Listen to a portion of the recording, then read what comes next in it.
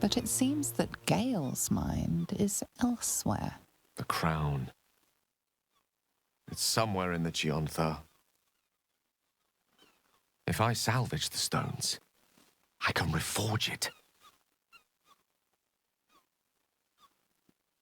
And once I have, I'll return it to Mystra.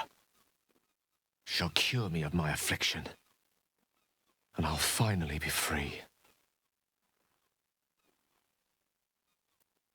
I'm sure. A wise man learns from his mistakes and strives not to repeat them. I shall bring the crown to Mystra. If this adventure has taught me anything, it's that there are things in this world far more valuable than power.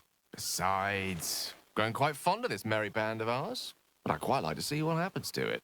I'm sure Mystra will summon me soon enough, but until then, I propose we celebrate our victory the mortal way, with a drink in our hands and reckless abandon in our hearts. Well, well. Look what the Tressim dragged in. Professor Gale Decarius of Blackstaff Academy, educator of the esteemed School of Illusion. A pleasure to remake your acquaintance.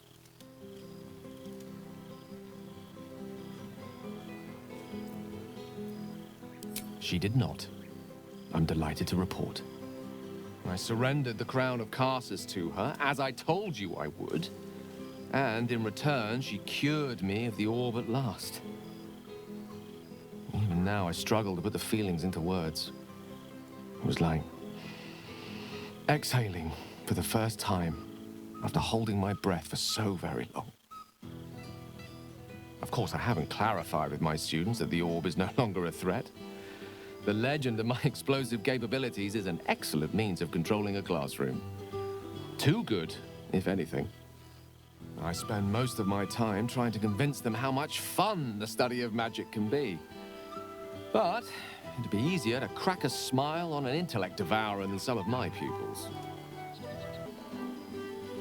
Illusory magic has the power to confound the senses, to render the impossible into reality, and to allow expression of that most magical attribute of all, imagination. Unfortunately, in that respect, some of my apprentices seem to be rather lazy. Oh, they try their best, of course, and they can manage to stay awake. The cheek of them! Nothing a well-placed swipe from Tara can't fix, though. And what of you? What are you making of this newfound lease of life we earned?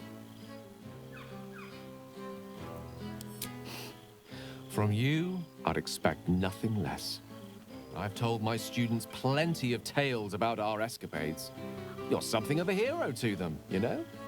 I'll be delighted to introduce you to my current cohort as a guest lecturer, perhaps. I'm sure they'd have plenty of questions for you. Well, I, for one, can't wait. And I say with some confidence, neither can they. Of course, you'll be most welcome to stay with me in my tower. My apologies, Tara. That would be our tower.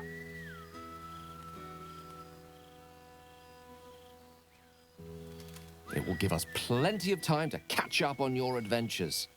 I'm very curious to know what you've been up to these past months. But I suspect the telling of that tale would keep you tied to me all evening. So, in the spirit of selflessness, I encourage you to mix and mingle for now, with time enough to come.